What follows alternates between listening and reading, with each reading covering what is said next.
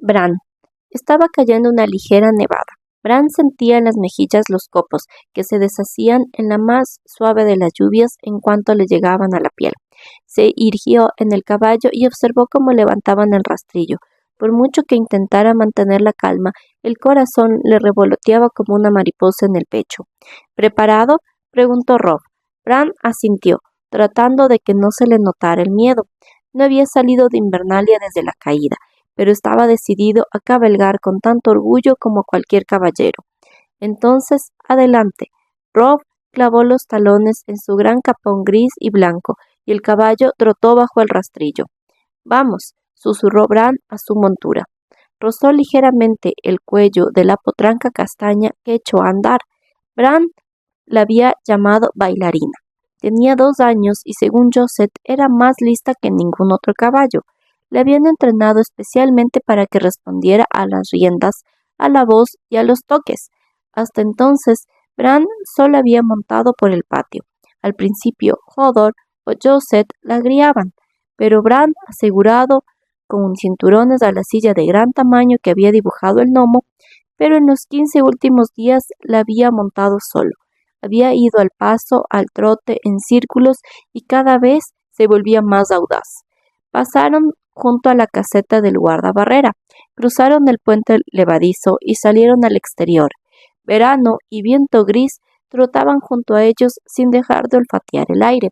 Los seguía Theon Greyjoy, con un arco largo y un carcaj lleno de flechas. Les había contado que tenía intención de abatir un ciervo. Tras él iban 4 guardias con cota de mallas y cascos, y Josette, un mozo de cuadras, flaco al que Robb había nombrado caballerizo mayor durante la ausencia de Julen. El maestre Luwin, montado en un asno, cerraba la marcha. A Bran le habría gustado más ir a solas con Robb, pero Hal Mollen no lo permitió, y el maestro Luwin respaldaba su opinión. Quería estar cerca si Bran se caía del caballo o se hacía daño. Más allá del castillo estaba la plaza del mercado, con los tenderetes de madera desiertos en aquel momento. Cabalgaron por las calles embarradas del pueblo, pasando junto a las hileras de pulcras casitas de troncos y piedra vista. Solo 1 de cada 5 tenía habitantes, y en esa las chimeneas dejaban escapar finos tentáculos de humo. El resto se irían ocupando a medida que hiciera más frío. Según la vieja Tata, cuando cayera la nieve y los vientos gélidos soplaran del norte, los granjeros abandonarían los campos de helados, cargarían sus carromatos y la ciudad invernal cobraría vida. Bran nunca lo había visto, pero según el maestro Luwin, el momento estaba cada vez más cerca. El fin del largo verano se avecinaba. Se acerca el invierno. Unos cuantos aldeanos miraron con temor a los lobos huargos que acompañaban a los jinetes. Un hombre se sobresaltó tanto que incluso dejó caer la brazada de leña que llevaba, pero la mayor parte del pueblo se había acostumbrado ya a ellos. Al ver a los muchachos, hincaron una rodilla en tierra, y Robb los saludó de uno en uno con gesto de gran señor. No podía asegurarse con las piernas, de manera que el vaivén del caballo hacía sentir inseguro a Bran al principio, pero la gran silla de montar, con cabeza gruesa y respaldo alto, resultaba muy cómoda, y los cinturones que llevaba en torno al pecho y a los muslos impedían que se cayera. Al cabo de un rato, el ritmo empezó a parecerle casi natural. Poco a poco fue desapareciendo la ansiedad y hasta se atrevió a esbozar una sonrisa. Bajo el cartel de leño humeante, la cervecería de la aldea, había 2 mozas. Theon Greyjoy las llamó, y la más joven se sonrojó y se cubrió el rostro con las manos. Theon espolió su caballo para situarlo junto al de Robb. La dulce Kira, dijo con una carcajada, en la cama se retuerce como una comadreja, pero si le dices una sola palabra en la calle se pone roja como una doncella. ¿Te he contado alguna vez la noche en que besa y ella? Delante de mi hermano no, tío, le advirtió Robb, mirando a Bran de soslayo. Bran hizo como si no hubiera oído nada, pero sintió los ojos de Greyjoy clavados en él. Seguro que estaba sonriendo. Sonreía mucho, como si el mundo entero fuera un chiste y solo él lo entendiera. Por lo visto, Robb admiraba a Theon y le gustaba estar con él, pero a Bran nunca le había caído bien el pupilo de su padre. Lo estás haciendo muy bien, Bran, le dijo Robb acercándose a él. Quiero ir más deprisa, respondió el niño. Como quieras. Rob sonrió. Puso su capón al trote. Los lobos corrieron tras él. Bran hizo restallar las riendas con un golpe seco y Bailarina aceleró el paso. Oyó el grito de Theon Greyjoy y los cascos de los otros caballos a su espalda.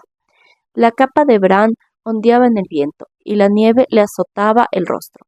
Robb estaba mucho más adelante. De cuando en cuando echaba un vistazo por encima del hombro para asegurarse de que Bran y los demás lo seguían. Sacudió las riendas de nuevo. Bailarina suave como la seda se puso al galope. La distancia se redujo. Cuando alcanzó a Robb en las lindes del bosque de los lobos, a 3 kilómetros de la ciudad invernal, los demás habían quedado muy atrás. «¡Puedo cabalgar!», gritó Bran con una sonrisa. Era casi tan delicioso como volar. «Te echaría una carrera, pero me da miedo que me ganes». Robb hablaba en tono ligero y jocoso, pero Bran sabía que bajo la sonrisa de su hermano había cierta preocupación. «No quiero echar carreras». Buscó a los lobos huargos con la mirada. Los dos habían desaparecido en el bosque.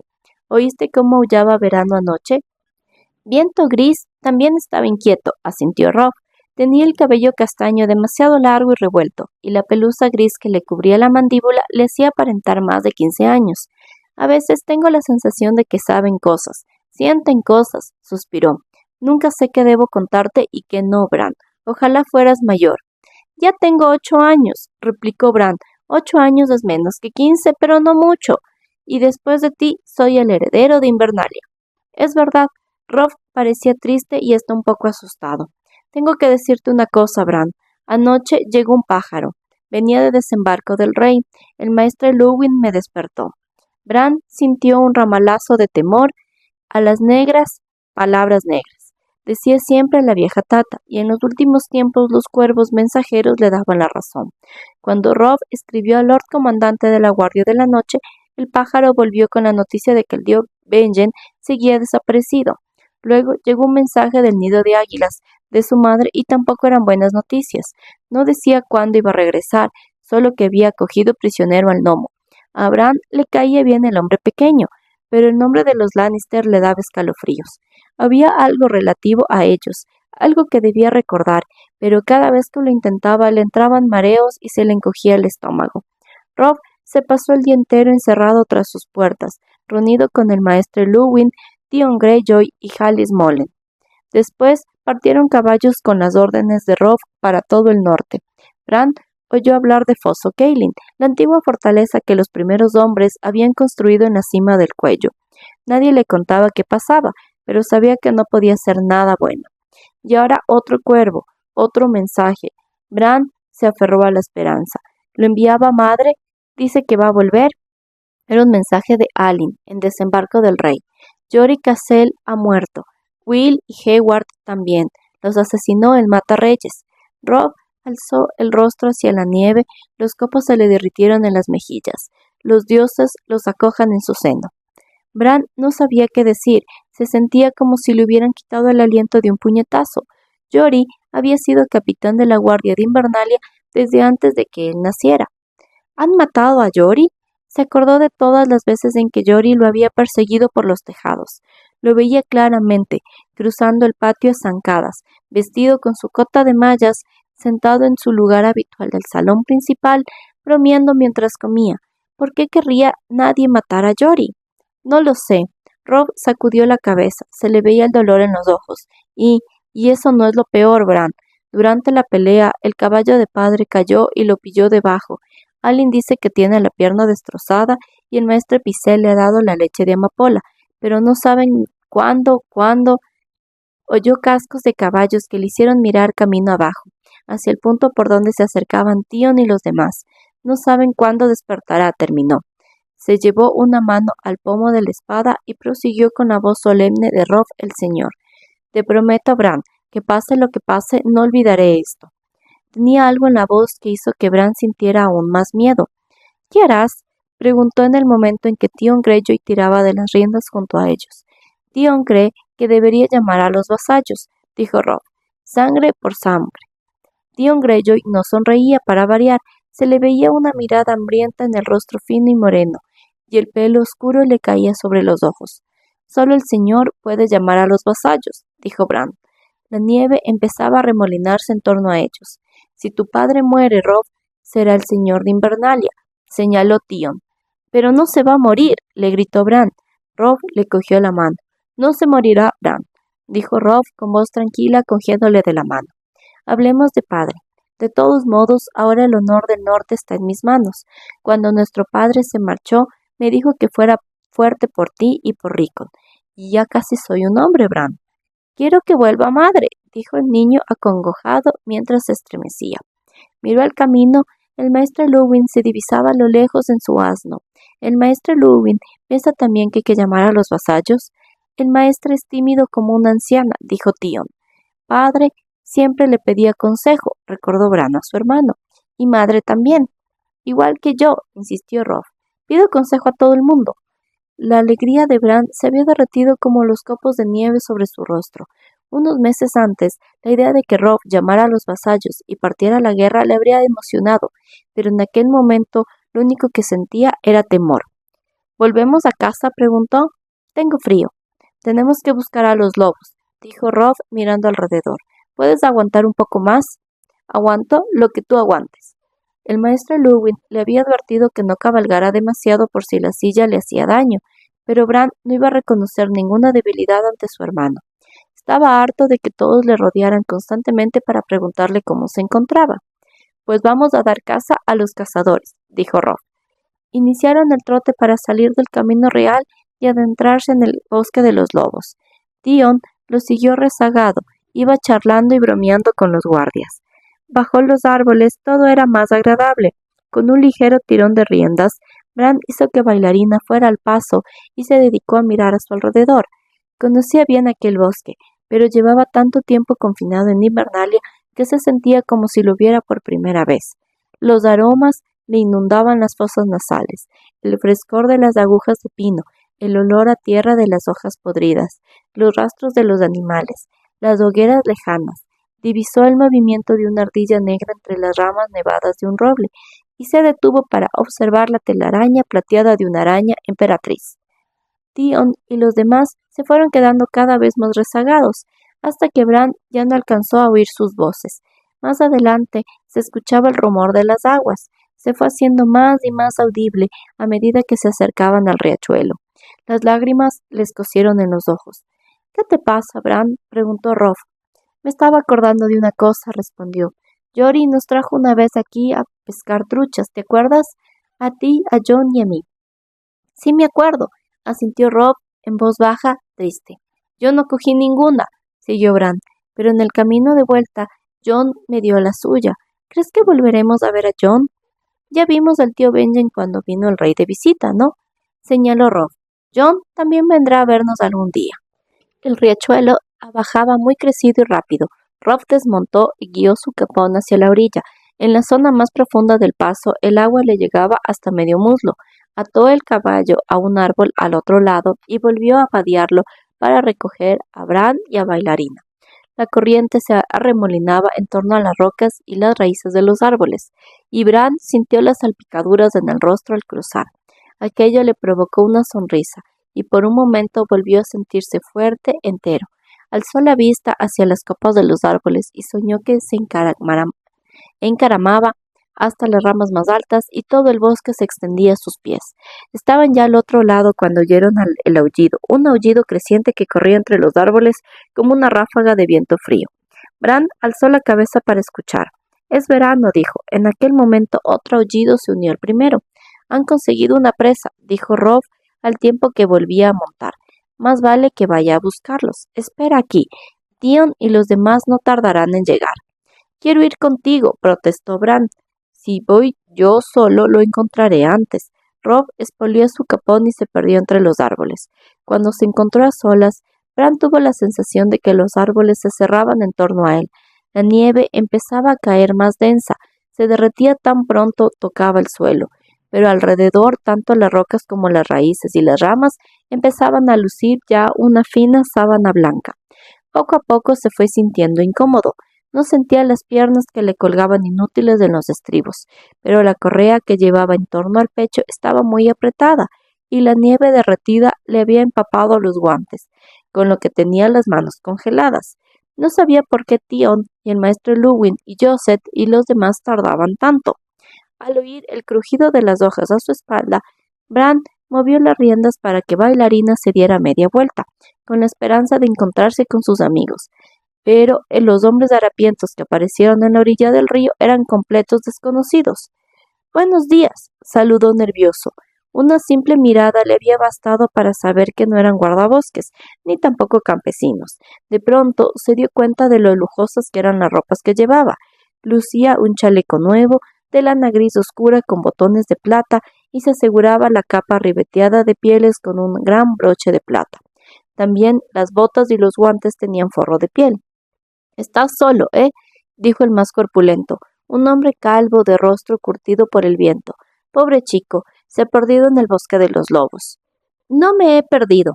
A Bran no le gustaban las miradas de los desconocidos. Los contó. Eran 4, pero al volver la cabeza vio a 2 más a su espalda. «Mi hermano se ha alejado un momento, y mis guardias no tardarán en llegar». «Tus guardias, dijo un segundo hombre, con barba gris de varios días en las mejillas demacradas. «¿Y qué es lo que guardan, señorito? ¿Ese broche de plata que llevas en la capa?» «Es bonito», dijo una voz de mujer, aunque no parecía una mujer. Era alta y flaca, tenía el rostro endurecido como el de los demás, y se ocultaba el pelo bajo un casco en forma de cuenco. Llevaba una lanza de 2 metros, con asta de roble negro y punta de acero oxidado. «Vamos a verlo mejor», sugirió el calvo. Bran lo miró nervioso. Las ropas del hombre estaban sucias, casi destrozadas, con parches marrones, azules, verdes, casi todos desteñidos hasta parecer grises, aunque quizá en el pasado su capa fue negra. El hombre de la barba incipiente también llevaba harapos negros y Bran se sobresaltó. De pronto recordó al hombre al que su padre había decapitado el día que encontraron a los cachorros de Wargo. También aquel había vestido el negro y su padre le explicó que era un desertor de la Guardia de la Noche. «No hay ser más peligroso», fueron las palabras de Lord Eddard. «El desertor sabe que si lo atrapan se puede dar por muerto, así que no se detendrá ante ningún crimen por espantoso que sea». «El broche mocoso», dijo el hombre corpulento y extendió la mano. «Nos llevaremos también el caballo», dijo una mujer más baja que Rolf, con cara de plato y pelo rubio muy lacio. «Bájate, venga». Se sacó de la manga un cuchillo de hoja cerrada. «No», tartamudeó Bran, «no puedo». Antes de que Bran tuviera tiempo de hacer que Bailarina se diera vuelta para alejarse al galope, el hombre corpulento le agarró las riendas. «Claro que puedes, señorito, y es lo que te han dicho, si sabes lo que te conviene». «Mira cómo va sujeto a la silla, Steve». La mujer alta apuntó con la lanza. «Puede que diga la verdad». «Son correas, ¿verdad?», asintió Steve. Se sacó una daga de la funda que le colgaba del cinturón. «De eso me encargo yo». «¿Eres una especie de tullido?», respondió la mujer baja. «Soy Brandon Stark de Invernalia», dijo Bran mirándolo rabioso, «y si no sueltas mi caballo, te haré justiciar a todos». «No cabe duda, es un Stark». El hombre flaco de la barbita gris se echó a reír. «Solo los Stark son tan idiotas como para amenazar cuando debería estar suplicando». «Córtale la picha y métesela en la boca», sugirió la mujer baja, «a ver si así se calla». «Eres tan idiota como Gea», Hali dijo a la mujer alta. «Muerto, el chico no vale nada. En cambio, vivo, por todos los dioses, ¿te imaginas qué nos daría Mance si le lleváramos como rehén a un pariente de Benjen Stark?» «A la mierda con Mance», bufó el hombre corpulento. «¿Acaso quieres volver allí, Osha? Estúpida, ¿crees que a los caminantes blancos les importará que tengas un rehén?» Se volvió hacia Bran y cortó la correa del muslo del chico. El cuero se abrió en un susurro. Había sido un tajo rápido y descuidado, profundo. Bran bajó la vista y vio la carne blanca por debajo de las polainas de lana. La sangre empezó a manar, vio cómo se extendía la mancha roja. Tenía una sensación curiosa, como si estuviera presenciando todo aquello desde otro lugar. No había sentido dolor ni la más mínima molestia. El hombre dejó escapar un gruñido de sorpresa. «Suelta la espada ahora misma y te prometo una muerte rápida e indolora», exclamó Rolf. Bran volvió la cabeza esperanzado y allí estaba su hermano. Las palabras eran fuertes y seguras, pero su voz estaba llena de tensión. Iba montado y tras de él en el caballo se veía el cuerpo sangrante de un alce. Tenía la espada con la mano enguantada. «El hermano», dijo el hombre de barba gris. ¡Qué valiente, ¿no?, se burló la mujer baja, la que habían llamado Hali. ¿Vas a luchar contra nosotros, chico? No seas idiota, muchacho, somos 6 contra 1. Osha, la mujer alta, sopesó una lanza. Bájate del caballo y suelta la espada. Te agradeceremos de todo corazón las monturas y el venado, y tu hermano y tú puedes marchar. Rob silbó. Se oyó el sonido tenue de unas pisadas ligeras sobre las hojas húmedas. La maleza se apartó, la nieve cayó de las ramas más bajas y Viento Gris y Verano salieron de la espesura. Verano olfateó el aire y gruñó. «Lobos», se atragantó Hali. «Lobos wargos», dijo Bran. Aunque aún no eran adultos, tenían mayor tamaño que ningún lobo, pero las diferencias eran evidentes para el ojo experto. El maestro Luwin y Farland, el encargado de las perreras, se les habían enseñado. Los lobos wargos tenían la cabeza más grande y las patas más largas en proporción al cuerpo, con las mandíbulas mucho más alargadas y pronunciadas. Su aspecto resultaba aterrador en aquel momento. Bajo la ligera nevada, Viento Gris tenía el hocico manchado de sangre fresca. «Son perros», dijo el hombre calvo despectivo. «Me han dicho que no hay nada como una capa de piel de lobo para calentarse por las noches». Hizo un gesto brusco. «¡Por ellos!». «¡Invernalia!», gritó Robb al tiempo que picaba espuelas. El capón descendió al galope hacia el arroyo. El hombre armado con un hacha le lanzó contra él, gritando con la guardia baja.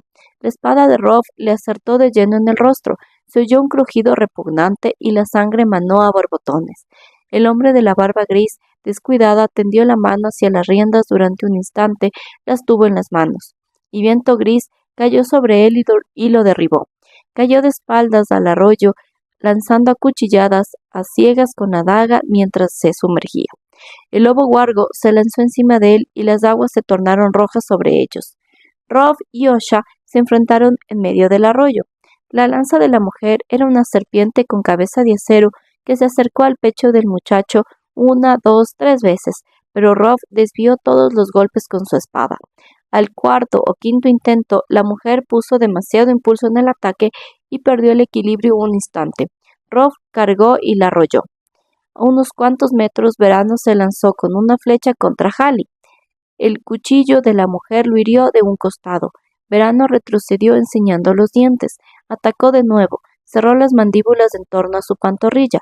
La mujer menuda agarró el cuchillo con ambas manos e intentó apuñalarlo, pero el lobo wargo pareció presentir el ataque. Soltó la presa durante un instante, con la boca llena de cuero, lana y carne ensangrentada. Hali se tambaleó y cayó. El lobo atacó de nuevo, la derribó de espaldas y le desgarró el vientre a dentelladas. El sexto hombre intentó escapar de aquella carnicería, pero no llegó lejos. Estaba trepando por la orilla más lejana del arroyo cuando Viento Gris surgió de las aguas empapado. Se sacudió el pelaje, se lanzó hacia el hombre que huía, le seccionó el tendón de la corva de una sola dentellada y mientras su víctima se deslizaba gritando hacia las aguas, le desgarró la garganta. Ya solo quedaba el hombre corpulento. Steve cortó de un solo tajo la correa del pecho de Bran, lo agarró por el brazo y le dio un tirón. Bran cayó al suelo, con un pie en el arroyo. No sentía el frío del agua, pero sí el acero de la daga de Steve en la garganta. «Atrás», amenazó el hombre, «o le corto el pescuezo al mocoso, lo juro». Robb, jadeante, tiró de las riendas. La ira se le esfumó de los ojos y bajo el brazo de la espada. En ese momento Bran vio toda la situación. Verano destrozaba a Hali arrancándole brillantes serpientes azules del vientre.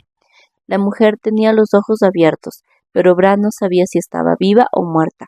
El hombre de la barba gris y el del hacha yacían inmóviles, pero Osha se arrastraba hacia la lanza caída.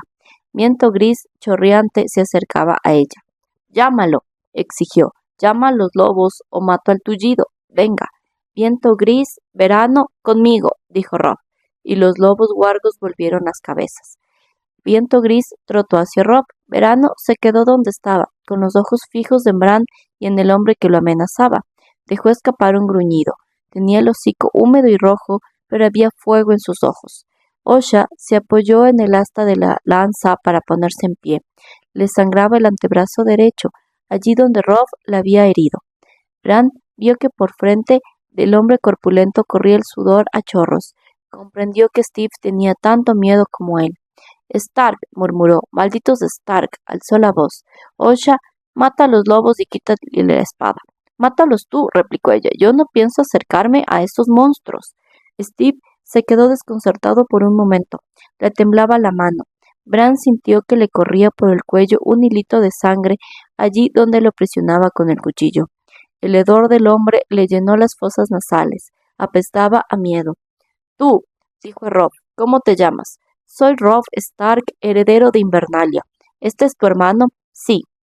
Si quieres que siga con vida, haz lo que te digo. Baja del caballo. Robb titubeó un instante, luego muy despacio desmontó, todavía con la espada en la mano. Ahora mata a los lobos. Robb no se movió. Hazlo. ¿Los lobos o el chico? No, gritó Van. Si Robb obedecía, Steve los mataría de todos modos en cuanto los lobos no fueran ya una amenaza. El hombre calvo le agarró el pelo con la mano libre y se lo retorció hasta que Bran sollozó de dolor. Cierra el pico, tullido. ¿Me oyes? Se retorció aún más. ¿Me oyes? En los bosques tras de ellos se oyó un restallido repentino. Steve dejó escapar un grito ahogado y 15 centímetros de flecha con la punta de acero parecieron brotar de su pecho. La flecha era de color rojo brillante, como si lo hubieran pintado con sangre. La daga que amenazaba a Bran cayó al suelo. El hombretón se desplomó de bruces en el arroyo. La flecha se quebró bajo su peso. El niño vio cómo su vida se derramaba en las aguas. Osha miró a los guardias de su padre que salían de entre los árboles con las armas desvainadas. Dejó caer la lanza. Piedad, mi señor, dijo a Robb. Al acercarse al escenario de la carnicería, los guardias se fueron poniendo pálidos. Miraban a los lobos inseguros. Cuando Verano volvió para alimentarse del cadáver de Hally, Josette soltó el cuchillo y corrió hacia los arbustos para vomitar. Hasta el maestre Luwin parecía conmocionado al salir de entre los árboles, pero enseguida se repuso. Sacudió la cabeza, vadeó el arroyo y fue a acudir al lado de Bran. ¿Estás herido? Me ha hecho un corte en la pierna, dijo Bran, pero no noto nada. El maestre se arrodilló para examinar la herida y Bran miró hacia atrás. Theon Greyjoy estaba junto a un árbol centinela con el arco en la mano. Sonreía, siempre sonreía. Había clavado media docena de flechas en la tierra blanda ante él, pero únicamente le había hecho falta una. Un enemigo muerto es el espectáculo más hermoso que existe, anunció. Jon decía siempre que eres un cretino, Greyjoy, le espetó Robb. Debería encadenarte en el patio para que Bran practicara su puntería contigo. Tendrías que darme las gracias por salvarle la vida a tu hermano. ¿Y si llegas a fallar? Replicó Robb. ¿Y si solo lo hubieras herido? ¿Y si en el último estertor le recortaba la garganta y le dabas a Bran? ¿Y si ese hombre hubiera llevado coraza? No lo sabías, solo le veías la capa y por la espalda. ¿Qué le habría pasado a mi hermano? ¿Te paraste a pensarlo, Greyjoy? La sonrisa de Theon se había esfumado. Se encogió de hombros malhumorado y empezó a descavar las flechas del suelo, una a una. Robb miró a los guardias. ¿Dónde estabas? Exigió saber. Creía que nos seguían de cerca. Los hombros se miraron entre ellos alicaídos. Y así era mi señor, dijo Quent, el más joven, cuya barba era apenas una pelusilla castaña. Pero antes nos detuvimos para esperar el asno del maestre Luwin, con perdón por la expresión, y luego él, la verdad, lanzó una mirada a Theon y apartó la vista al momento abochornado. Vi un pavo, replicó Theon molesto. ¿Cómo iba a saber que dejaría solo al chico? Robb volvió la mirada hacia Theon una vez más. No dijo nada, pero Bran nunca lo había visto tan enfadado. Por fin se arrodilló junto al maestre Luwin. ¿Es grave la herida de mi hermano? Un simple arañazo, respondió el maestre. Mojó un paño en el arroyo para limpiar el corte. Dos de ellos vestían el negro, dijo mientras lo hacía. Robb echó un vistazo al lugar donde Steve yacía en el arroyo. Las aguas agitaban los pliegues de la andrajosa capa negra. Desertores de la Guardia de la Noche, dijo sombrío. Tenían que estar locos para acercarse tanto a Invernalia. A veces no resulta fácil diferenciar la locura de la desesperación, señaló el maestre Luwin. ¿Los enterramos, mi señor? Preguntó Quent. Ellos no lo habrían enterrado a nosotros, replicó Robb. Córtales las cabezas. Las enviaremos al muro. El resto se quedará para los buitres. ¿Y qué hacemos con esta? Preguntó Quent apuntando a Osha con el pulgar. Robb se acercó a ella. La mujer le sacaba una cabeza de estatura, pero se dejó caer de rodillas ante él. Perdonadme la vida, mi señor Stark, y seré vuestra. Mía, ¿para qué quiero yo una desertora que rompe su juramento? Yo no he roto ningún juramento. Steve y Wallen escaparon del muro. Yo no. Los cuervos negros no admiten mujeres. Échala a los lobos, recomendó a Robb Tion Greyjoy, mientras caminaba hacia ellos con paso indolente. Los ojos de la mujer se clavaron en lo que quedaban de Hally y enseguida se apartaron. Se estremeció. Hasta los guardias parecían al borde de la náusea. «Es una mujer», replicó Robb. «Una salvaje», le informó Bran. «Dijo que me mantuvieran con vida para llevarme ante Mance Rayder». «¿Cómo te llamas?», preguntó Robb. «Osha, para servir a mi señor», murmuró ella con amargura. «Lo mejor será que la interroguemos», dijo el maestre Luwin levantándose. Bran vio que el rostro de su hermano reflejaba un inmenso alivio. «Buena idea, maestre. Wayne, átale las manos. Vendrá Invernalia con nosotros y vivirá o morirá según lo que nos cuente». Tyrion. «¿Quieres comer?», le preguntó Mort con el ceño fruncido. Llevaba en las manos gruesas de dedos cortos un plato de alubias cocidas. Tyrion Lannister se moría de hambre, pero no quería que aquel animal notara su debilidad. «Una pierna de cordero, muchas gracias», replicó desde el montón de paja sucia que había en un rincón de su celda. «Y un plato de guisantes y cebollitas si puede ser. Pan recién hecho con mantequilla y una jarra de vino tibio para bajarlo todo. Si no hay cerveza, me da igual. No quiero ser demasiado exigente». «Son alubias», dijo Mort. «Toma». Le tendió el plato. Tyrion suspiró. El carcelero era una mole de 140 kilos de estupidez pura, con dientes amarillentos podridos y ojos oscuros diminutos. En el lado izquierdo de la cara tenía una cicatriz espantosa de un hacha que le había cortado la oreja y parte de la mejilla. Era tan predecible como feo, pero lo cierto era que Tyrion tenía mucha hambre. Tendió la mano para coger el plato. Mort lo apartó, sonriente. «Aquí lo tienes», dijo, manteniéndolo fuera del alcance de Tyrion. «¿Tenemos que jugar a la misma tontería en cada comida?». El enano se puso en pie trabajosamente. Le dolían todas las articulaciones. Hizo otro intento para alcanzar las alubias. Mort retrocedió y le mostró los dientes podridos con una sonrisa. «Aquí las tienes, enano». Mantuvo el plato en alto con el brazo extendido, más allá del borde donde la celda terminaba y empezaba el cielo abierto. «¿No tienes hambre? Toma, ven, a cogerlas». Los brazos de Tyrion eran demasiado cortos para alcanzar el plato, y tampoco tenía intención de acercarse tanto al borde.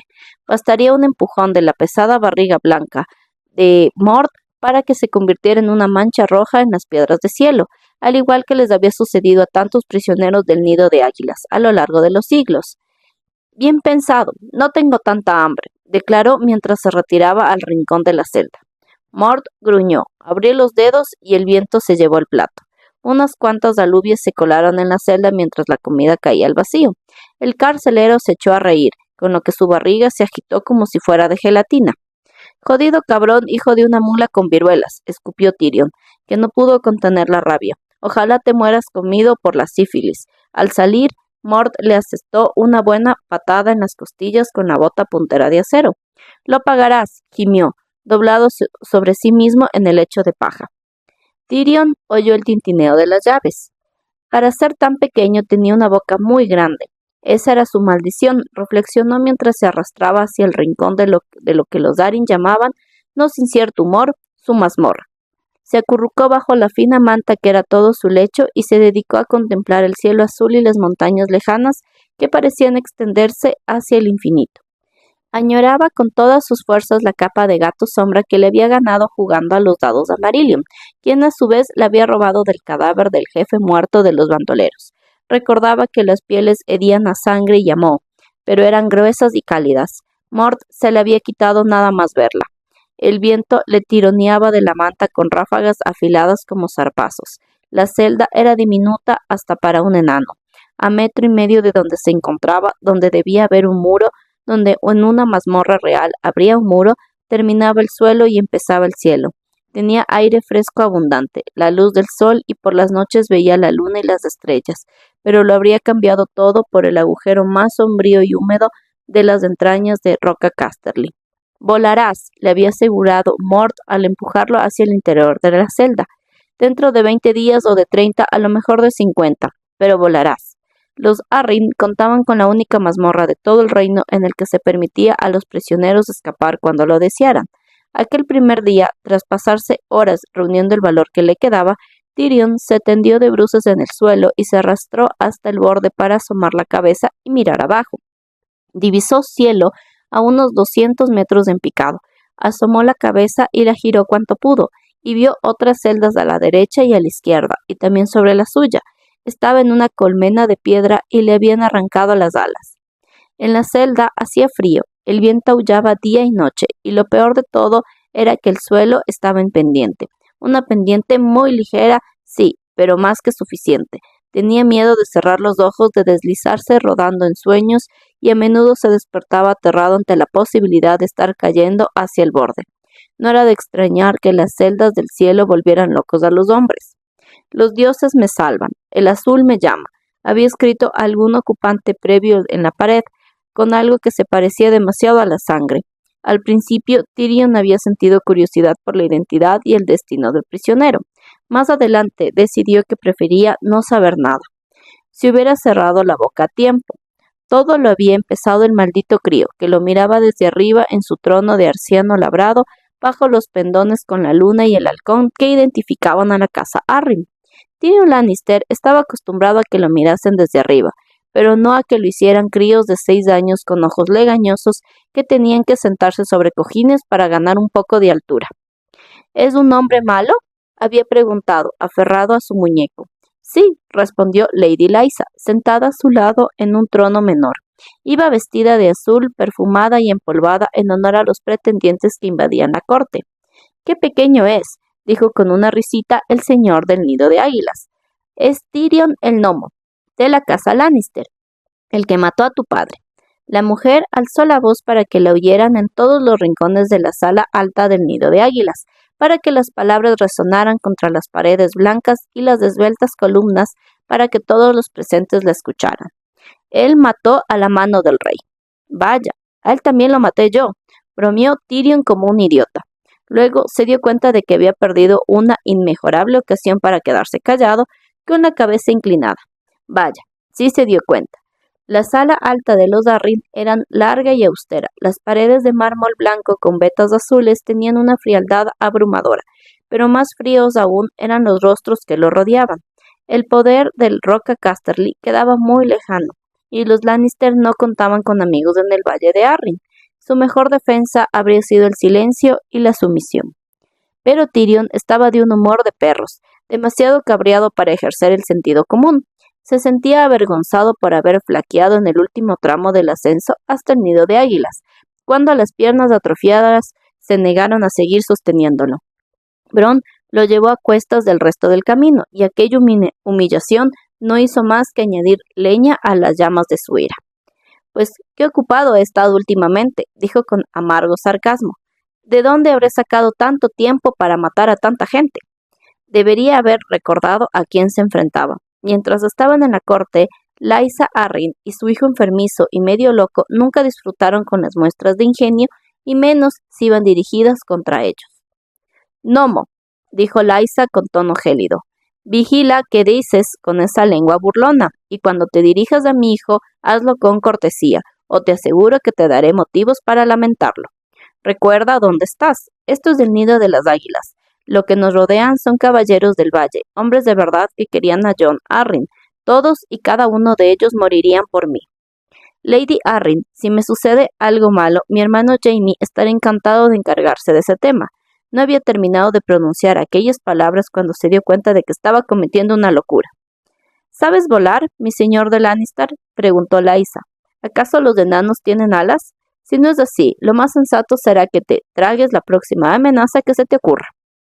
No era una amenaza, replicó Tyrion, sino una promesa.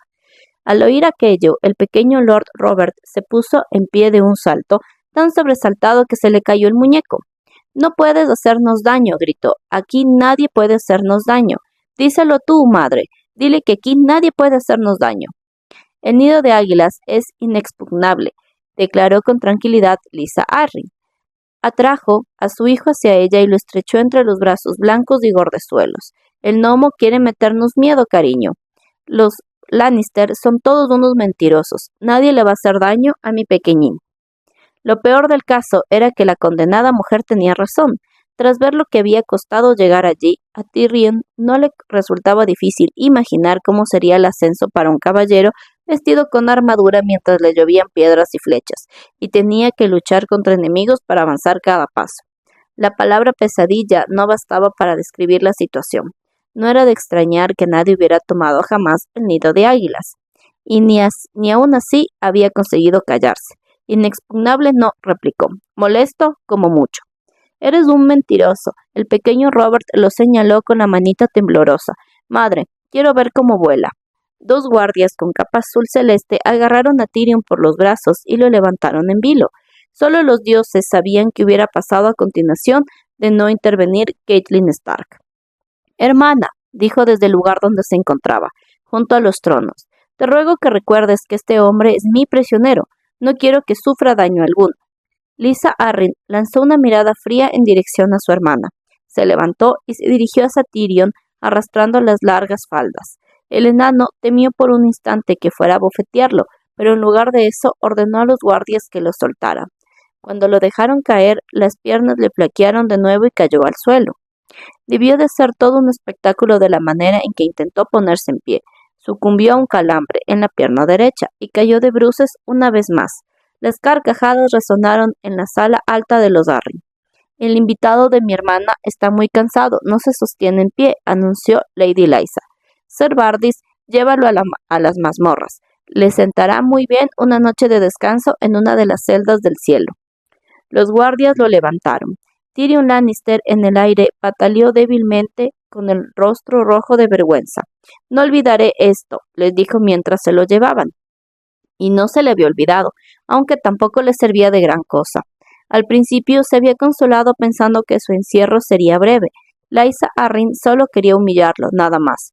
Pronto enviaría a alguien a buscarlo, y si no, lo haría Catelyn Stark para interrogarlo. Y él habría aprendido la lección. Cerraría bien la boca. No se atreverían a matarlo de inmediato. Pese a todo, era un Lannister de Roca Casterly, y si derramaban su sangre tendrían que ir a la guerra. O eso se había dicho a sí mismo. Con el correr del tiempo ya no estaba tan seguro. Quizás sus captoras solo pretendían dejarlo pudrir allí una temporada, pero tenía miedo de que las fuerzas le fallaran. No podía pudrirse mucho tiempo, cada día estaba más débil, y solo era cuestión de tiempo que las patadas y golpes de Mord le causaran daños graves. Eso sí, si el carcelero no lo mataba antes de hambre. Unas cuantas noches más de frío y hambre, y el azul empezaría a llamarlo a él también. Se preguntaba qué estaría sucediendo más allá de los muros, los que había de su celda. Sin duda, Lord Tywin habría enviado jinetes en su búsqueda en cuanto le llegó la noticia. Quizá Jaime estaba en aquellos momentos al frente de un pequeño ejército en las montañas de la luna, a menos que estuviera cabalgando hacia el norte en dirección a Invernalia. ¿Sabría alguien fuera del valle a dónde lo habría llevado Catelyn Stark? También se preguntaba qué habría sentido Cersei al enterarse. El rey podía ordenar que lo liberasen, pero ¿a quién haría caso Robert, o la reina, o la mano? Tyrion no se hacía ilusiones. El amor que el rey profesaba a su hermana era más bien escaso. Si Cersei tenía un mínimo de cerebro, exigiría que el propio rey ejerciera como juez de Tyrion. Ni siquiera Ned Stark podría poner objeciones sin cuestionar la honorabilidad del rey. Y Tyrion estaría más que encantado de arriesgarse a un juicio. Que él supiera, los de Stark podrían acusarlo de todos los asesinatos que les vinieran en gana, pero no tenían pruebas. Que presentaran su caso ante el trono de hierro, ante los señores. Sería su fin. Ojalá Cersei fuera tan inteligente como para verlo. Tyrion Lannister suspiró. Su hermana tenía cierta astucia, pero el orgullo la cegaba. En toda aquella situación, ella solo vería el insulto, no las posibilidades. Y Jaime era todavía peor, tan precipitado, tan testarudo, tan pronto a la ira. Su hermano jamás se molestaría en desatar un nudo si podía cortarlo en dos con la espada. ¿Cuál de los dos habría enviado al asaltante para silenciar al chico de los Stark? ¿De veras habían tenido algo que ver en la muerte de Lord Arryn? Si la muerte del anterior mano había sido un asesinato, se trataba de un crimen hábil y sutil. Los hombres de su edad morían a menudo por causas naturales. En cambio, enviar a cualquier imbécil a matar a Brandon Stark con una daga robada parecía una estratagema de lo más torpe, y pensando en ello resultaba muy peculiar. Tyrion se estremeció. Aquello sí que era una sospecha desagradable. Quizá en los bosques hubiera otras bestias, aparte del lobo huargo y el león. Y si era así, alguien lo estaba utilizando a él como marioneta. Tyrion Lannister detestaba que lo utilizaran. Tenía que salir de ahí y pronto. Sus posibilidades de enfrentarse a Mord y escapar eran entre escasas y nulas, y nadie le iba a pasar a hurtadillas una cuerda de 200 metros, así que tendría que emplear todos sus dotes de convicción para salir libre. Era la lengua lo que le había metido en aquella celda, así que la misma lengua tendría que sacarlo. Tyrion se puso de pie como pudo, haciendo caso omiso del suelo en pendiente que parecía tentarlo hacia el borde. Golpeó la puerta con el puño. «Mord», gritó. «Carcelero. Mord, quiero hablar contigo». Tuvo que seguir llamando 10 minutos antes de oír el sonido de las pisadas. Retrocedió un segundo antes de que la puerta se abriera de golpe. «Haces ruido», gruñó Mord con los ojos inyectados en sangre. Llevaba una ancha tira de cuero enrollada en torno a la mano carnosa. «Nunca les demuestres que tienes miedo», se recordó Tyrion. «¿Cuántas ganas tienes de ser rico?», preguntó. Mord lo golpeó. Fue un movimiento casi apático, con el revés de la mano, pero la tira de cuero restalló contra el antebrazo de Tyrion. La fuerza del golpe lo hizo tambalear y el dolor lo obligó a apretar los dientes. «Nada de palabrería, nano», avisó Mord. «Oro», dijo Tyrion con una mueca a modo de sonrisa. «Roca Casterly tiene mucho oro». El segundo golpe fue directo y Mord le puso más ganas.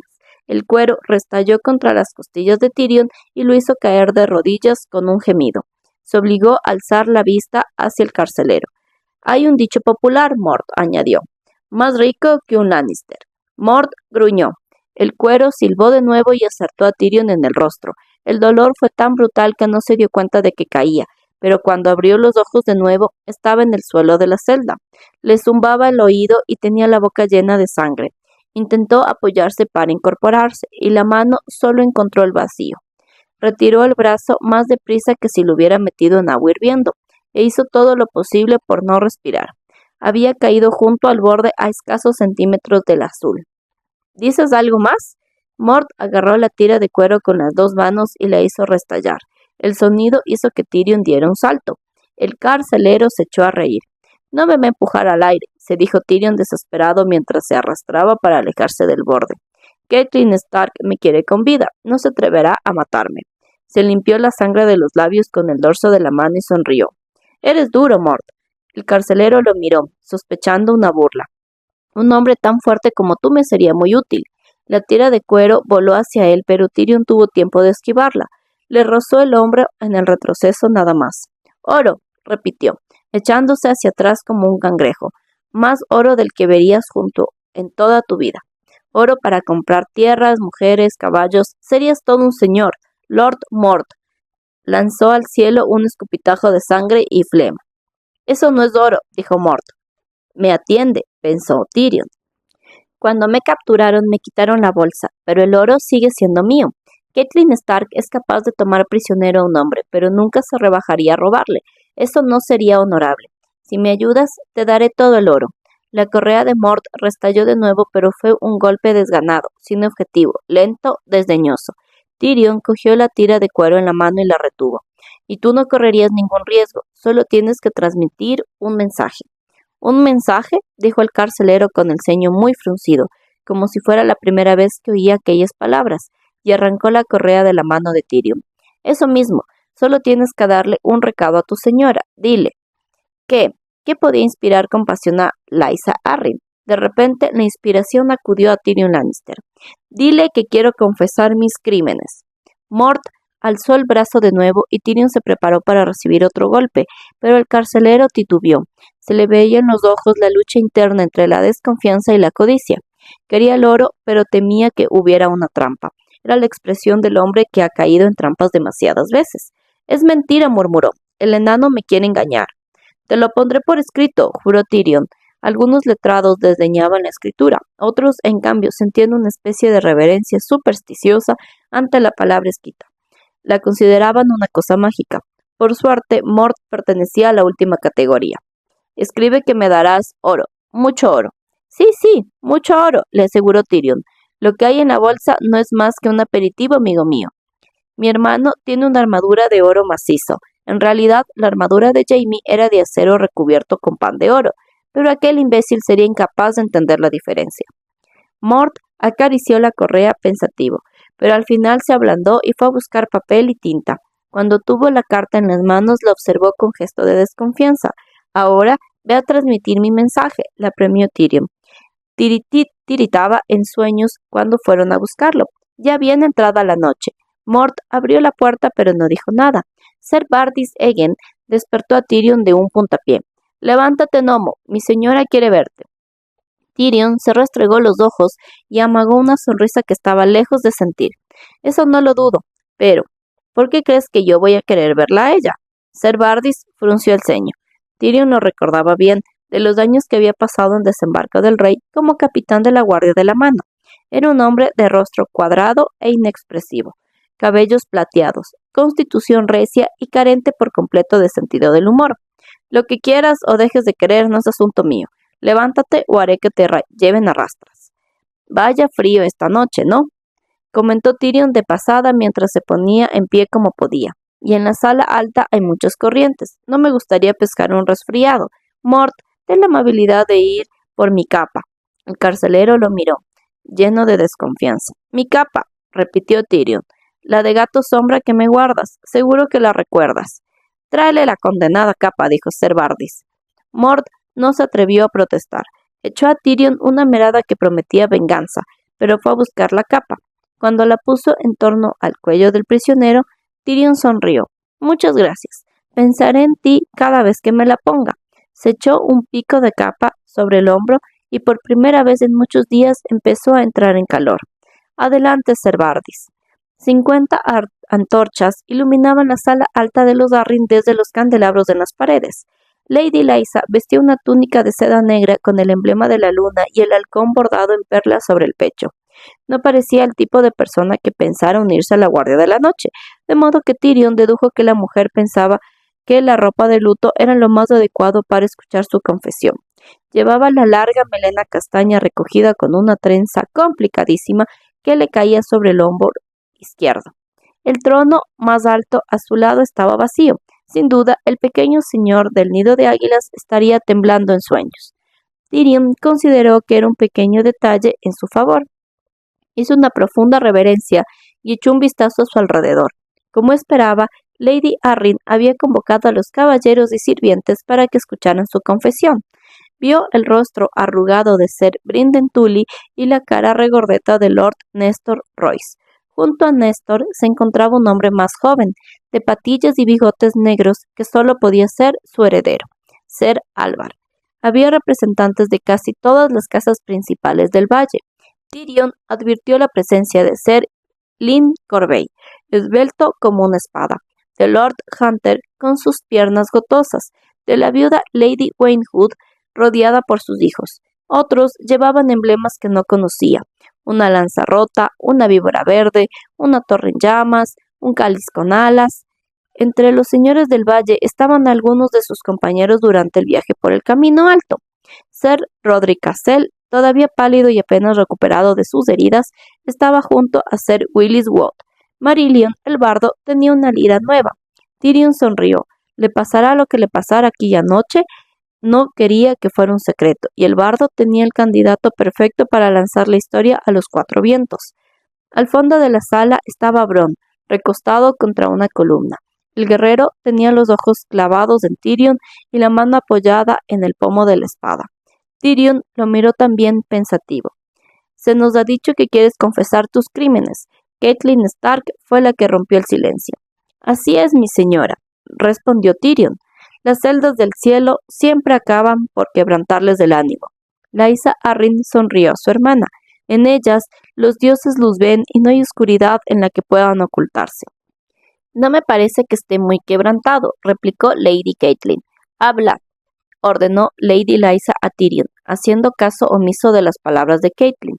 «Aquí es donde me lo juego todo», pensó él al tiempo que lanzaba otra mirada rápida en dirección a Bronn. «¿Por dónde podría empezar? Sí, soy un hombrecillo vil, lo confieso. Damas, caballeros, mis pecados son incontables. Me he acostado con prostitutas y no una vez, sino cientos. He deseado la muerte de mi padre y también la de mi hermana. nuestra reina.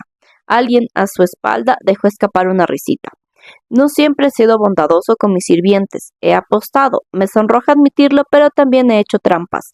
He dicho muchas cosas crueles y maliciosas de las nobles damas y caballeros de la corte. Aquello provocó otra carcajada. En cierta ocasión, silencio. El rostro blanco de Lysa Arryn estaba congestionado de ira. ¿Qué haces, enano? Es impitante, mi señora. Tyrion inclinó la cabeza hacia un lado. Confieso mis crímenes. Se te acusa de enviar a un asesino a sueldo para que asesinara en su lecho a mi hijo Bran, dijo Catelyn Stark dando un paso al frente, y de conspirar para acabar con la vida de Lord Jon Arryn, la mano del rey. Esos crímenes no los puedo confesar, dijo Tyrion encogiéndose de hombros. No sé nada de ningún asesinato. No permitiré que te burles de mí, dijo Lady Lysa levantándose del trono del anciano. Ya te hemos escuchado y nos hemos reído, no. Espero que te hayas divertido. Ser Bardis, llévalo otra vez a las mazmorras, pero búscale una celda más pequeña con el sueldo más inclinado. Así es como se hace justicia en el valle, rugió Tyrion en voz tan alta que Ser Bardis se quedó paralizado un instante. ¿Es que todo el honor se queda en las puertas de la sangre? Me acusas de crímenes, niego haberlos cometido y me encierras en una celda a cielo abierto para que me muera de frío y hambre. Alzó la cabeza para que todos pudieran ver las magulladuras que le había hecho Mort en la cara. ¿Dónde está la justicia del rey? ¿Acaso el nido de águilas no forma parte de los 7 reinos? Me acusas. Muy bien, pues exijo un juicio. Permíteme hablar y que los dioses y los hombres juzguen si lo que digo es cierto o falso. Un murmullo recorrió la sala alta. Tyrion supo que había ganado. Era un noble, hijo del señor más poderoso del reino, hermano de la mismísima reina. No podían negarle un juicio. Algunos guardias con capas azul celeste habían echado a andar a Tyrion, pero Ser Bardis les dio el alto y miró a Lady Lysa. La pequeña boca de la mujer estaba retorcida con una sonrisa petulante.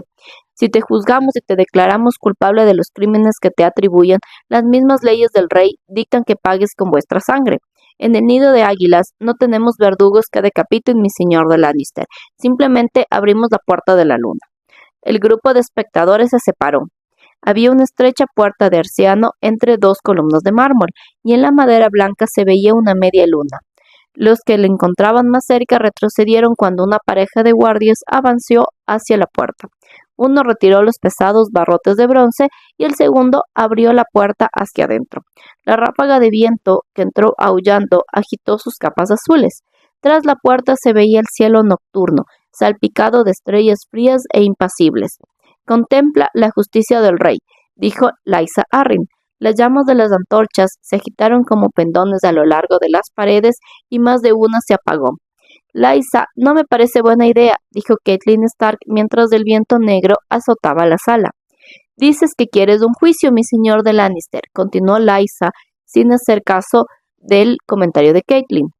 Muy bien, tendrás un juicio. Mi hijo escuchará lo que digas y luego tú escucharás tu sentencia, y después te puedes marchar por una puerta o por la otra. Parecía muy satisfecha consigo misma, y Tyrion pensó que tenía motivos para ello. La perspectiva de un juicio no le parecía amenazadora. Su hijo debilucho era el juez. Tyrion echó un vistazo a la puerta de la luna. Haz que vuele el hombre malo.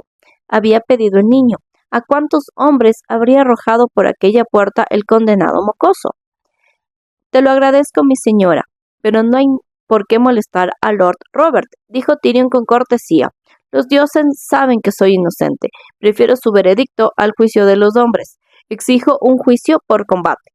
Las carcajadas llenaron la sala alta de los Arryn. Lord Nestor Royce dejó escapar un bufido, y Ser Willis rió entre dientes. Ser Lyn Corvey se estremecía entre risotadas, y otros rieron tanto que se les soltaron las lágrimas. Marillion pulsó torpemente una cuerda del arpa nueva con los dedos rotos para arrancarle una nota alegre. Hasta el viento que entraba por la puerta de la luna parecía silbar burlón. Los ojos acuosos de Lysa Arryn parecían inseguros. Tyrion supo que le había hecho titubear. Es cierto, sí existe ese derecho. Mi señora, te suplico que me concedas el honor de ser el campeón de vuestra causa. El caballero joven con la víbora verde bordada en el chaleco se había adelantado e hincado una rodilla en el suelo. Ese honor debe ser para mí. intervino el viejo Lord Hunter. Por el afecto que profesaba a vuestro señor esposo, permíteme vengar su muerte. Mi padre sirvió fielmente a Lord John como mayordomo mayor del valle. Retumbó la voz de Sir Alvar Royce. Déjame a mí que sirva a su hijo. Los dioses favorecen al hombre que defiende la causa justa, intervino Sir Lynn Corvain, pero a menudo coincide que es también el hombre que mejor maneja la espada, y todos los presentes saben quién es el mejor. Terminó con una sonrisa modesta. 12 hombres más se levantaron para reclamar el honor, hablando todos a la vez. Tyrion suspiró desalentado. No se había dado cuenta de que existían tantos desconocidos ansiosos por matarlo. Quizás su idea no había sido tan buena. Les doy las gracias a todos, señores, dijo Lady Lysa alzando la mano para pedir silencio. Igual que haría mi hijo si estuviera presente. No hay hombres en los 7 reinos tan nobles y valerosos como los caballeros del valle. Me gustaría poder conceder a todos el honor que me solicitan, pero solo puedo elegir a uno. Hizo un gesto. Ser Pardis Egen, fuiste la mano derecha de mi señor esposo. Serás nuestro campeón. Ser Bardis había guardado silencio hasta aquel momento. Mi señora, dijo en aquel momento clavando una rodilla en el suelo, te ruego que me encomiendes a otro esta carga. Yo no la deseo. Ese hombre no es ningún guerrero. Fijas bien en él. Se trata de un enano la mitad de mi tamaño y con las piernas tullidas. Me avergonzaría asesinar a un hombre así y llamarlo justicia. Excelente, pensó Tyrion. Estoy de acuerdo, dijo. Tú fuiste el que pidió este juicio por combate, repuso Lysa mirándolo. Y ahora pido un campeón, igual que habéis hecho vos. Sé que mi hermano Jaime estará encantado de representarme. Vuestro querido Mata Reyes está a cientos de leguas de aquí, respetó Lysa Arryn. Envíale un pájaro, no me importa esperar a que llegue. Te enfrentarás a Ser Bardis mañana.